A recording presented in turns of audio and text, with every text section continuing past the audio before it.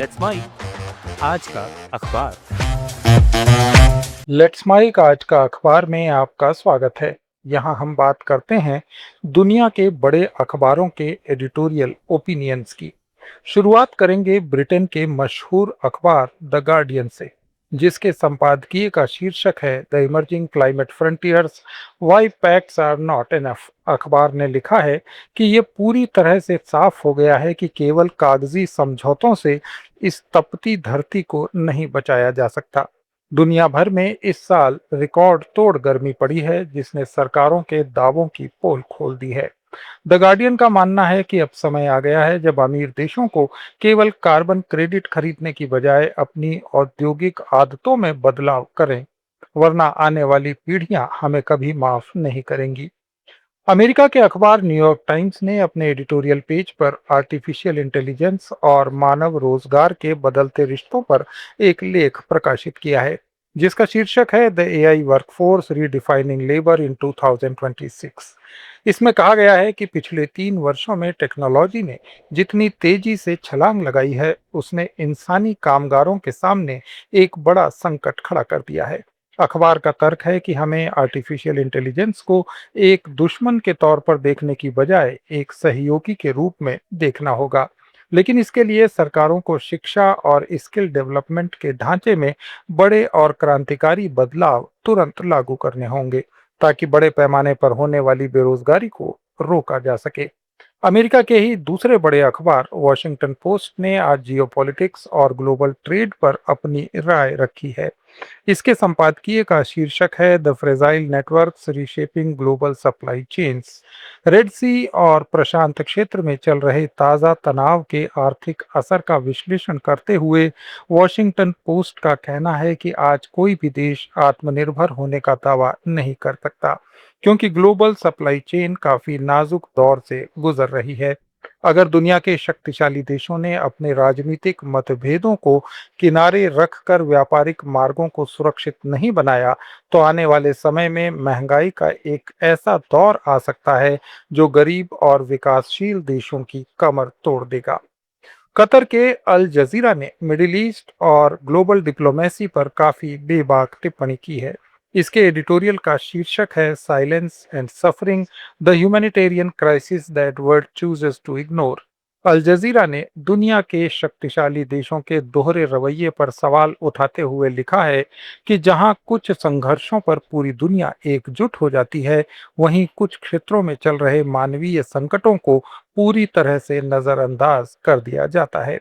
अल जजीरा के मुताबिक जब तक अंतर्राष्ट्रीय संस्थाएं और संयुक्त राष्ट्र बिना किसी राजनीतिक भेदभाव के हर पीड़ित मानवता के पक्ष में खड़े नहीं होंगे, तब तक विश्व शांति का सपना केवल एक खोखला नारा बना रहेगा। खाड़ी के ही दूसरे अखबार खलीज टाइम्स ने अपने एडिटोरियल में भविष्य की ऊर्जा और तकनीकी में निवेश की बात की है। इसके एडिटोरियल का शीर्षक है sustainable visions, how the gulf is leading the green transition. इसमें बताया गया है कि खाड़ी में सोलर एनर्जी और हाइड्रोजन फ्यूल में किया जा रहा निवेश न केवल इस क्षेत्र की अर्थव्यवस्था को सुरक्षित करेगा, बल्कि दुनिया के सामने ये मिसाल भी पेश करेगा कि कैसे फॉसिल फ्यूल के पारंपरिक गढ़ भी खुद को पर्यावरण के अनुकूल ढाल सकते हैं। आप सुन रहे हैं let's mic more than radio आज का अखबार। अब चलते हैं सुदूर पूर्व की ओर, जहां जापान के सबसे बड़े अखबारों में से एक असाही शिंबुन ने आज एशिया पैसिफिक क्षेत्र की सुरक्षा और शांति पर अपनी चिंता व्यक्त की है। इसके संपादकीय का शीर्षक है the Pacific dialogue, why diplomacy must prevail over armament. अखबार का कहना है कि पिछले कुछ महीनों में इस क्षेत्र में सैन्य गतिविधियों और हथियारों की होड़ में जो तेजी आई है, वो काफी चिंताजनक है। असाही शिंबुन ने चेतावनी दी है कि इतिहास गवाह है कि हथियार कभी शांति नहीं लाते। इसलिए इस इलाके के सभी बड़े देशों को तुरंत एक मंच पर आकर बातचीत करनी चाहिए, ताकि किसी भी संभावित सैन्य टकराव को टाला जा सके।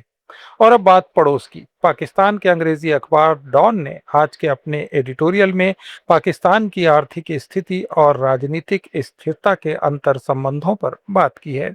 आज के संपादकीय का शीर्षक है the economy quagmire, reforms that can not wait. Dawn ने कड़े शब्दों में लिखा है कि पाकिस्तान की आर्थिक बदहाली को दूर करने के लिए अब लोक लुभावन वादों का समय खत्म हो चुका है। अखबार का मानना है कि जब तक देश में राजनीतिक स्थिरता नहीं आती और कड़े सुधार लागू नहीं किए जाते, तब तक विदेशी कर्ज और महंगाई के चक्र से बाहर निकलना नामुमकिन होगा। इसके लिए सभी राजनीतिक दलों को आपसी मतभेद भुलाकर एक न्यूनतम आर्थिक एजेंडे पर सहमत होना ही पड़ेगा। चीन के सरकारी अखबार पीपल्स डेली ने अपने संपादकीय में देश की नई आर्थिक नीतियों और वैश्विक साझेदारी पर जोर दिया है। Shared prosperity, China's commitment to a multipolar world economy में बीजिंग की ओर से ये संदेश देने की कोशिश की गई है कि चीन की आर्थिक प्रगति दुनिया के लिए कोई खतरा नहीं बल्कि एक बड़ा अवसर है। अब रुख करते हैं नेपाल का, जहां के अखबार द काठमांडू पोस्ट ने अपने संपादकीय में हिमालय क्षेत्र के पर्यावरण और पर्यटन के बीच संतुलन पर चिंता जताई है।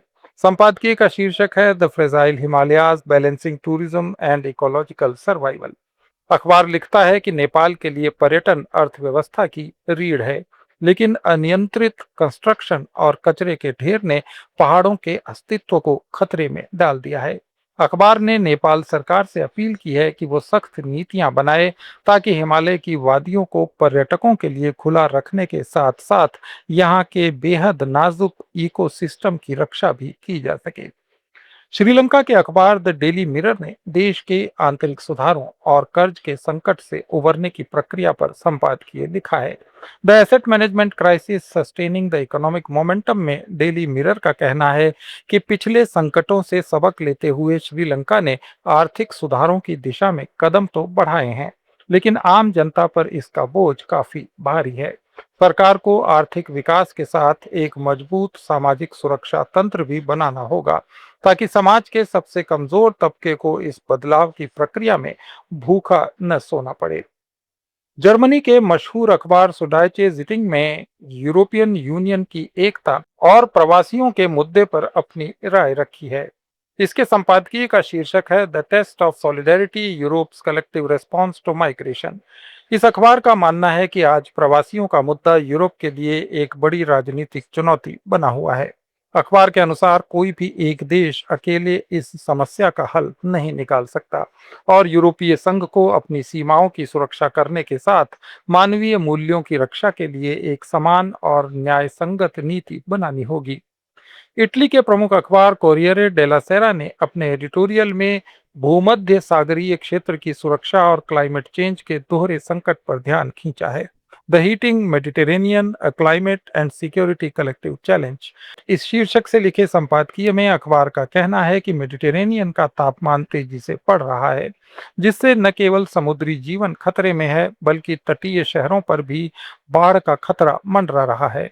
इटली को इस संकट से निपटने के लिए अपने यूरोप के सहयोगियों के साथ मिलकर एक दीर्घकालिक योजना बनानी होगी, क्योंकि ये देश की सुरक्षा और अर्थव्यवस्था से जुड़ा एक गंभीर मुद्दा बन चुका है। और आखिर में दक्षिण अफ्रीका का अखबार द मेल एंड गार्जियन, जिसने अफ्रीकी कॉन्टिनेंट में लोकतंत्र की स्थिति और गवर्नेंस पर अपनी बेबाक राय रखी है। The democratic renewal, holding leaders accountable in the modern era.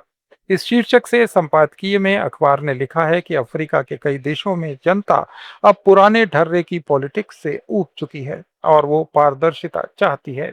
अखबार के मुताबिक दक्षिण अफ्रीका सहित पूरे महाद्वीप में जब तक भ्रष्टाचार के खिलाफ सख्त कदम नहीं उठाए जाते और लोकतांत्रिक संस्थाओं को मजबूत नहीं किया जाता, तब तक विकास का दावा अधूरा रहेगा।